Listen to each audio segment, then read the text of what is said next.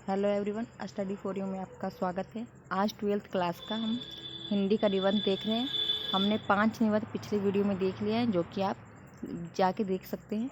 आज हमारा 6 है, शुरू है। निबंध नंबर 6 है और क्लास नंबर 2 है। तो चैनल पर नए हैं तो सब्सक्राइब, वीडियो को लाइक कीजिएगा और वीडियो पूरा देखिएगा। आज हम पढ़ेंगे राष्ट्रीय एकता। भारत 125 करोड़ से अधिक जनसंख्या वाला एक विशाल देश है। लेकिन अब पढ़ेंगे भारत 140 करोड़ से अधिक जनसंख्या वाला एक विशाल देश है। इसमें विभिन्न जातियों, धर्मों, संप्रदायों के लोग रहते हैं। कई प्रदेशों की अलग अलग भाषाएं हैं, लोगों के अलग अलग रीति रिवाज हैं, अलग अलग वेशभूषा है, किंतु इस अनेकता में भी एकता है। जैसे किसी माला में पिरोए अलग अलग रंगों के फूल।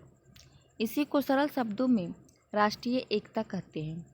डॉक्टर धीरेन्द्र वर्मा के अनुसार राष्ट्र उस जन समुदाय का नाम है जिसमें लोगों की स्वाभाविक समानताओं के बंधन ऐसे दृढ़ और सच्चे हो गए हैं कि वे एकत्र रहने से सुखी और अलग अलग रहने से असंतुष्ट रहे और समानताओं के बंधन से संबंध अन्य लोगों की पराधीनता को सहन न कर सके।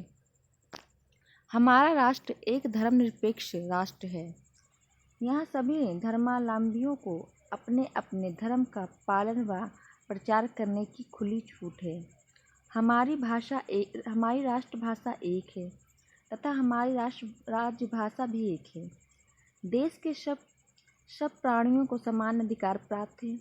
यह वर्ण, जाति अथवा लिंग के आधार पर किसी से कोई भेदभाव नहीं किया जाता है। लगता है हमारी राष्ट्रीय एकता के वट वृक्ष पर कुछ बाहरी शक्तियाँ और कुछ भीतरी शक्तियाँ रूपी कीटाणुओं ने आक्रमण किया है। कुछ देश हमारे राष्ट्र की उन्नति से जलते हैं। वे देश के शांत वातावरण और सांप्रदायिक सौहार्द को खंडित करने का प्रयास करते हैं। भारत के पड़ोसी देश पाकिस्तान को ही ले लें, वह अपने देश की कमजोरियों और अभावों को छिपाने के लिए हमारे देश में आतंक फैलाने का यत्न कर रहा है। किंतु वह पांडवों की उक्ति को भूल गया है कि पांडव 5 और कौरव 100 थे, किंतु किसी बाहरी शत्रु के लिए 105 हैं। पाकिस्तान ने अक्टूबर 1948 में कव्वालियों के भेष में कश्मीर में घुसपैठ करने की कोशिश की। सन 1965 में, सन 1971 में और सन 1999 में कारगिल क्षेत्र में भारत पर आक्रमण कर देश की एकता को खंडित करने की कोशिश की। किंतु हर बार हमारे वीर सैनिकों ने युद्ध के मोर्चे पर और हमारी जनता ने घरेलू मोर्चे पर उसे मुंह तोड़ जवाब दिया है। देश की जनता ने सोचा कि भले ही हमारी घरेलू समस्याएं अनेक हैं, हम उसका निपटारा स्वयं कर लेंगे, किंतु किसी बाहरी शक्तियों को अपने देश की अखंडता और राष्ट्रीय एकता को भंग नहीं करने देंगे। हमारी राष्ट्रीय एकता को खंडित करने में कुछ भीतरी शक्तियां भी काम कर रही हैं। इन शक्तियों के कारण देश की प्रगति और विकास उतनी गति से नहीं हो पा रहा है जितनी गति से होनी चाहिए। हमारी राष्ट्रीय एकता को सबसे बड़ा खतरा क्षेत्रवाद की भावना से है। इसी भावना के अंतर्गत पहले पूर्वी पंजाब कहे जाने वाले पंजाब के हरियाणा और हिमाचल भाग अलग कर दिए गए हैं। बिहार से झारखंड, मध्य प्रदेश से छत्तीसगढ़ और उत्तर प्रदेश से उत्तराखंड नए राज्य बना दिए गए हैं। यही बस नहीं, अब राज्यों को विशेष अधिकार दिए जाने की मांग उठ रही है। जम्मू कश्मीर में भी जम्मू को नया राज्य बनाए जाने की मांग उठ रही है। शायद विभाजन के समर्थन यह दावा कर रहे हो कि ऐसा प्रशासन की सहूलियत के लिए किया जा रहा है, किंतु यह दलील गले नहीं उतरती। विभाजन से पूर्व पंजाब राज्य के 29 जिले थे और उनका प्रशासन केवल 7 मंत्री चला रहे थे, जबकि पंजाब, हरियाणा और हिमाचल को मिलाकर कहे जाने वाले पूर्वी पंजाब में अब सैकड़ों मंत्री हैं। क्या यह जनता के पैसे का दुरुपयोग नहीं है? हमें तो लगता है पहले प्रशासन अब से अधिक सुचारू ढंग से चल रहा था। प्रांतवाद की इस भावना को बढ़ाने में टेलीविज़न पर दिखाए जाने वाली गीतों की प्रतियोगिताओं ने बड़ा योगदान दिया है। इन प्रतियोगिताओं में दर्शक अपने अपने प्रांत के प्रतियोगी को ही वोट देते हैं। जब तक हम धर्म अनेक पर एक देश एक के साथ साथ यह नारा नहीं देते कि प्रांत अनेक पर देश एक, तब तक राष्ट्रीय एकता की रक्षा ना हो सकेगी। हमारी राष्ट्रीय एकता को दूसरा बड़ा खतरा भाषावाद से है। सरकार ने भाषा के आधार पर प्रांतों का गठन करके इस भावना को और भी बढ़ा दिया है। आज हम पंजाबी, बंगाली या गुजराती होने का गौरव अधिक भारतीय होने का गौरव कम अनुभव करते हैं। हम यह भूल जाते हैं कि गर्व से कहो कि हम भारतीय हैं। तमिलनाडु में हिंदी भाषा का विरोध इसी भाषावाद का परिणाम है। हमारी राष्ट्रीय एकता को सांप्रदायिकता की भावना भी हानि पहुंचा रही है। आज लोग अपनी जाति, धर्म और संप्रदाय के बारे में ही सोचते हैं, देश के बारे में कम। छोटी सी बात को लेकर सांप्रदायिक दंगे भड़क उठते हैं। यदि उपयुक्त बाधाओं को ईमानदारी से दूर करने का प्रयत्न किया जाए तो राष्ट्रीय एकता के बलबूते देश विकसित देशों में शामिल हो सकता है। तो हमारा आज का ये ख़त्म हो गया है राष्ट्रीय एकता, और नेक्स्ट हमारा है सांप्रदायिक सद्भाव। तो ये देखते स्टार्ट करते हैं। ये 7वां निबंध है।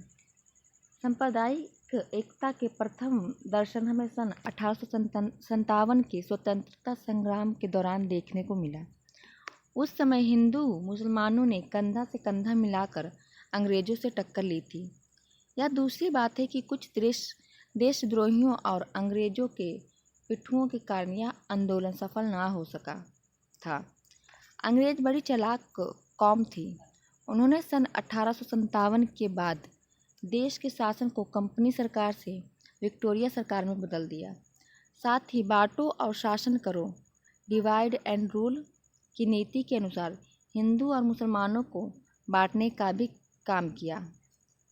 उन्होंने हिंदुओं को राय साहब, राय बहादुर और मुसलमानों को खां साहब और खां बहादुर की उपाधियां प्रदान करने सांप्रदायिकता की इस खाई को और भी चौड़ा कर दिया। अंग्रेज़ों ने शिक्षा नीति भी ऐसी बनाई जिससे दोनों संप्रदाय दूर हो जाए। अंग्रेज़ की चालाकी से ही मोहम्मद अली जिन्ना ने सन 1940 में पाकिस्तान की मांग की और अंग्रेज़ों ने देश जोड़ने से पहले सांप्रदायिक आधार पर देश के 2 टुकड़े कर दिए। विश्व में पहली बार आबादी का इतना बड़ा आदान प्रदान हुआ। हिंदू मुस्लिम दंगे हुए जिसमें लाखों लोग मारे गए। सन 1950 में देश का संविधान बना और भारत को एक धर्मनिरपेक्ष गणतंत्र घोषित किया गया। प्रत्येक जाति, धर्म, संप्रदाय को पूर्ण स्वतंत्रता दी गई और सब धर्मों को समान सम्मान दिया गया। आप जानकर शायद हैरान होंगे कि विश्व में सर्वाधिक मुस्लिम जनसंख्या भारत में ही है। बहुत से देशभक्त मुसलमान पाकिस्तान नहीं गए, लेकिन पाकिस्तान क्योंकि बना ही धर्म पर आधारित देशक था, अतः वह आज तक हमारे देश के सांप्रदायिक सद्भाव को नष्ट करने की कोशिश कर रहा है। पाकिस्तान में स्वतंत्रता के 60 वर्ष बाद भी जनतांत्रिक प्रणाली लागू नहीं हो सकी और भारत विश्व का सबसे बड़ा जनतांत्रिक देश बन गया। पाकिस्तान ने इसी छेप को मिटाने के लिए पहले 1965 में, फिर 1971 में और अभी हाल ही में 1999 में कारगिल पहाड़ियों पर आक्रमण किया, पर हमारे वीर सैनिकों ने उसे मुंह तोड़ जवाब दिया। पाकिस्तान इस पर भी बाज नहीं आया। उसकी अपनी गुप्तचर एजेंसी ISI ने देश में सांप्रदायिक दंगे भड़काने के लिए आतंकवादियों को हमारे देश में भेजना शुरू किया। कई जगह बम विस्फोट किए गए, कई धार्मिक स्थलों को निशाना बनाया गया। जब हिंदुओं के धार्मिक स्थलों पर किए जाने वाले बम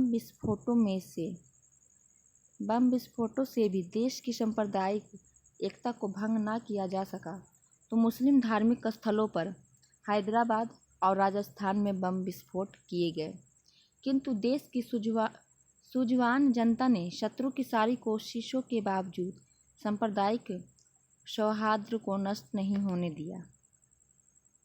हम यह जानते हैं कि कोई भी धर्म हिंसा, घृणा या दोष नहीं सिखाता। सभी धर्मों या सांप्रदायिक मनुष्य को नैतिकता, सहिष्णुता और शांति का पाठ पढ़ाते हैं, किंतु कुछ कट्टरपंथी धार्मिक नेता अपने स्वार्थ के लिए लोगों में धार्मिक भावनाएं भड़काकर देश में अशांति और अराजकता फैलाने का यत्न करते हैं। हमें याद रखना चाहिए कि मजहब नहीं सिखाता आपस में बैर रखना। हिंदी है हम, वतन है हिंदू सिता हमारा। सांप्रदायिक सद्भाव बनाए रखने पर ही हम विकासशील देशों की सूची से निकलकर विकसित देशों में शामिल हो सकते हैं। सांप्रदायिक सद्भाव बनाए रखकर ही हम तीव्र गति से उन्नति कर सकते हैं। हमें महात्मा गांधी जी की सर्वधर्म सद्भाव नीति को अपनाना चाहिए और उनके इस भजन को याद रखना चाहिए कि ईश्वर अल्लाह तेरो नाम, सबको सम्मति दे भगवान। हमारी सरकार भले ही धर्मनिरपेक्ष होने का दावा करती है, किंतु वोट बैंक की राजनीति को ध्यान में रखकर वह एक ही धर्म के तुष्टीकरण के लिए जो कुछ कर रही है, उसके कारण धर्मों और जातियों में दूरी कम होने की बजाय और भी बढ़ रही है। धर्मनिरपेक्षता को यदि सही अर्थों में लागू किया जाए तो कोई कारण नहीं है कि धार्मिक एवं सांप्रदायिक सद्भाव न बन सके। जनता को भी चाहिए कि वह सांप्रदायिक सद्भाव बिगाड़ने वाले नेताओं से, चाहे वे धार्मिक हो या राजनैतिक, बचकर रहें, उनकी बातों में ना आए। तो हमारा आज ये भी ख़त्म हो गया और नेक्स्ट हमारा है आतंकवाद की समस्या। तो ये भी हम आज ही देखेंगे। आतंकवाद की समस्या के बारे में निबंध लिखना है, तो आइए देखते हैं।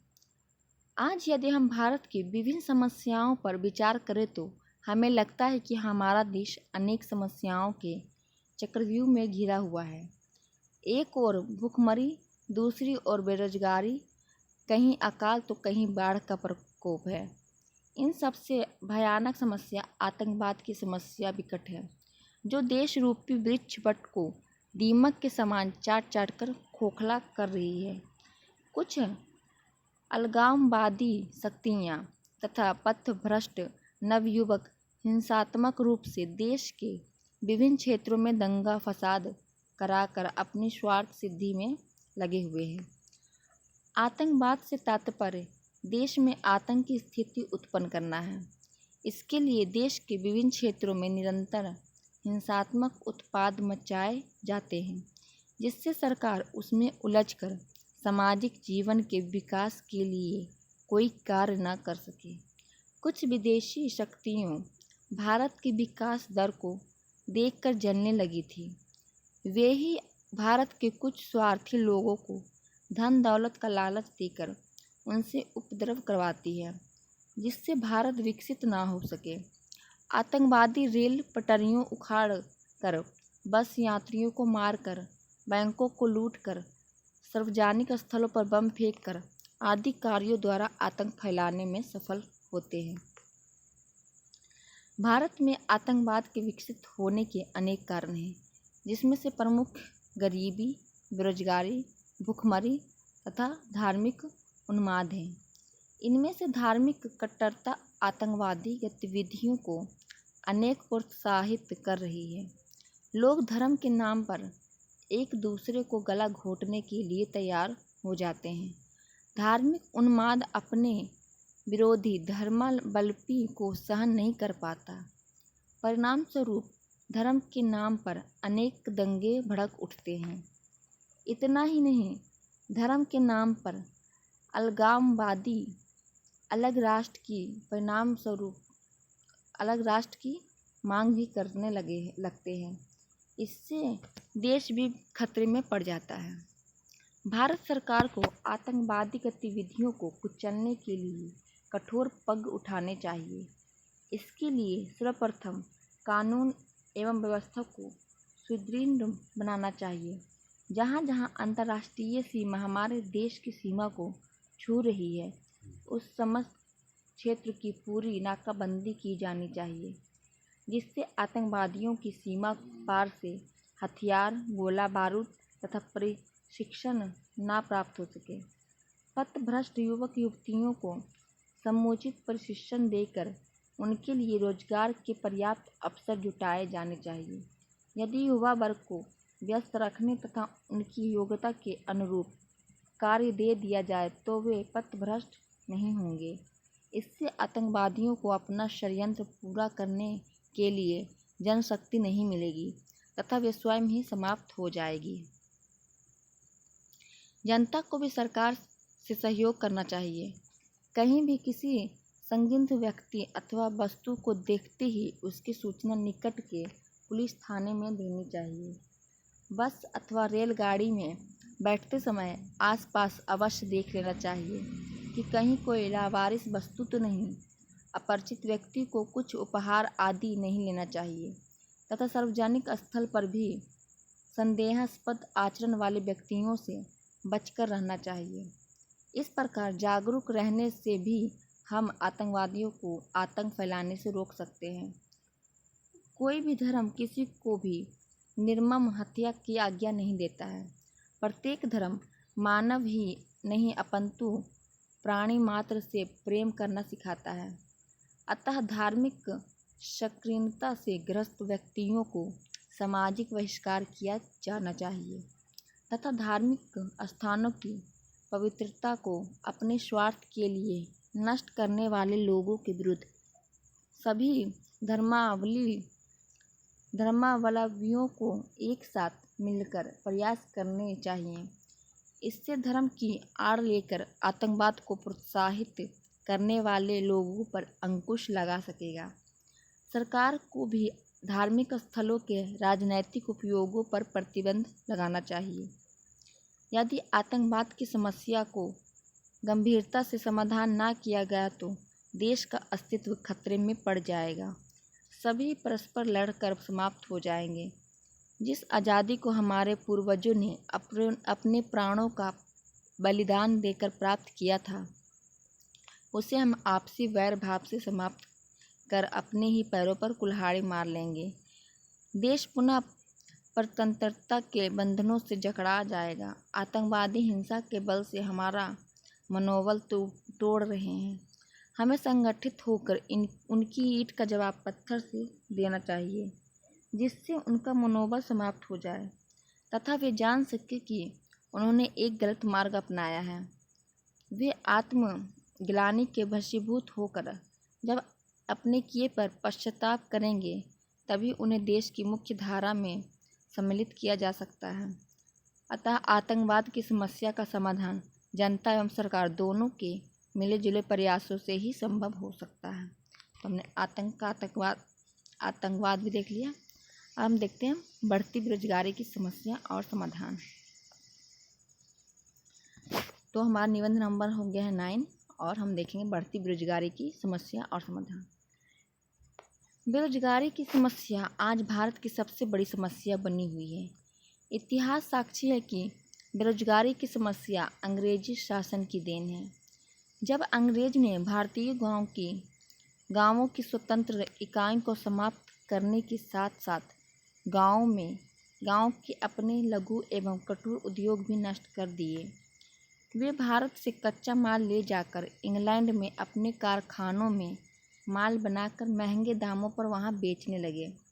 तभी तो भरतेंदु हरिश्चंद्र जैसे कवियों को यह कहना पड़ा, पैधन विदेश चली जात है आती ख्वारी। गांव के कारीगर बेकार हो गए और उन्होंने आजीविका की तलाश में शहरों का रुख किया। देश तब वर्णों में नहीं व्यवसायों में बंट गया। अंग्रेजों ने शासन चलाने के लिए शिक्षा नीति ऐसी लागू की कि हर पढ़ा लिखा युवक सरकारी नौकरी पाने की होड़ में लग गया। सभी बाबू बनना चाहते थे। उन लोगों ने अपनी पुश्तैनी धंधे छोड़ दिए या अंग्रेज की नीति से भुला दिए। नौकरियां कम और पाने वाले दिनों दिन बढ़ते गए। फलस्वरूप देश को बेरोजगारी की समस्या का सामना करना पड़ा। देश स्वतंत्र तो हुआ, बेरोजगारी दूर करने के लिए सरकार ने बड़े बड़े उद्योग धंधे स्थापित किए, किंतु खेद का विषय है कि बेरोजगारी दूर करने वाले कुटीर और लघु उद्योगों के विकास के लिए स्वतंत्रता प्राप्ति के 60 वर्ष बाद भी ध्यान नहीं दिया गया। इस पर सोने पर सुहागे का काम जनसंख्या में वृद्धि ने किया। कोई जमाना था जब भारत को सोने की चिड़िया कहा जाता था। कहते हैं यहाँ दूध घी की नदियाँ बहा करती थी, किंतु अंग्रेज जाते जाते सांप्रदायिकता, भ्रष्टाचार, आपसी फूट और बेकारी यहाँ छोड़ गए। इन सभी समस्याओं से हम अभी तक पीछा नहीं छुड़ा पाए। हमारी गलत शिक्षा नीतियों ने बेरोजगारों की संख्या में काफ़ी वृद्धि कर दी है। आज अशिक्षित ही नहीं, पढ़े लिखे नौजवान भी नौकरी पाने के लिए दर दर की ठोकरें खा रहे हैं। एक सर्वेक्षण के अनुसार देश में 65.8% शिक्षित वर्ग के लोग बेरोजगार हैं। पढ़ाई करने वाले नौजवानों का यह भरोसा नहीं कि पढ़ लिख कर उन्हें नौकरी मिलेगी भी या नहीं। इसका परिणाम यह हो रहा है कि युवा पीढ़ी में असंतोष और आक्रोश बढ़ रहा है। लूटपाट या चैन चपटने जैसी घटनाओं में वृद्धि का कारण इसी बेरोजगारी को माना जा रहा है। युवा वर्ग को आरक्षण की मार ने भी सताया हुआ है। भारत सरकार ने पंचवर्षीय योजनाओं के माध्यम से बेरोजगारी दूर करने का थोड़ा बहुत प्रयास अवश्य किया है, किंतु वह भी ऊँट के मुंह में जीरा वाली बात हुई। सरकार ने देश में बड़े छोटे उद्योग भी इसी उद्देश्य से स्थापित किए हैं कि उनमें युवा वर्ग को रोजगार प्राप्त हो, पर इन संस्थानों में भी भ्रष्टाचार और भाई भतीजावाद का बोलबाला है और प्रतिभावान युवक मुंह बनाए दूर खड़ा देखता रह जाता है। कर कुछ नहीं सकता। सरकार को चाहिए कि वह ऐसी शिक्षा नीति अपनाए जिससे पढ़ाई पूरी करने के बाद युवक नौकरी के पीछे ना भागे, अपना काम धंधा शुरू करे। इस संबंध में सरकार को नष्ट हुए लघु एवं कुटीर उद्योगों के विकास की ओर ध्यान देना होगा। देखने में आया है कि कृषि विज्ञान में स्नातक डिग्री लेने वाला युवक खेत में काम कर हजारों रुपए नहीं बल्कि कुछ सौ की कृषि इंस्पेक्टर की नौकरी करना चाहता है। लोगों को भी अपनी सोच को बदलना होगा। पढ़ाई केवल नौकरी पाने के लिए नहीं होनी चाहिए। डायरी, मुर्गी पालन, मछली पालन, मशरूम उगाने आदि अनेक धंधे हैं जिन्हें आज का नौजवान अपना सकता है। सरकार और जनता यदि चाहे तो बेरोजगारी के भूत को इस देश से शीघ्र भगाया जा सकता है। नेक्स्ट हमारा है भ्रष्टाचार की समस्या। इसके बाद हमारा क्लास ख़त्म हो जाएगा। तो आज हमारा 10वां निबंध यही है। इसके बाद बाकी क्लास हम नेक्स्ट वीडियो देखेंगे। भ्रष्टाचार की समस्या। भ्रष्टाचार का अर्थ किसी ज़माने में बड़ा व्यापक हुआ करता था, अर्थात हर उस आचरण को जो अनैतिक हो, सामाजिक नियमों के विरुद्ध हो, भ्रष्टाचार कहा जाता था। किंतु आज भ्रष्टाचार केवल रिश्वतखोरी के अर्थ में ही सीमित होकर रह गया है। वर्तमान भ्रष्टाचार कब और कैसे उत्पन्न हुआ, इस प्रश्न पर विचार करते समय हमें पता चलता है कि यह समस्या भी बेरोजगारी, महंगाई और सांप्रदायिकता की तरह अंग्रेजों की देन है।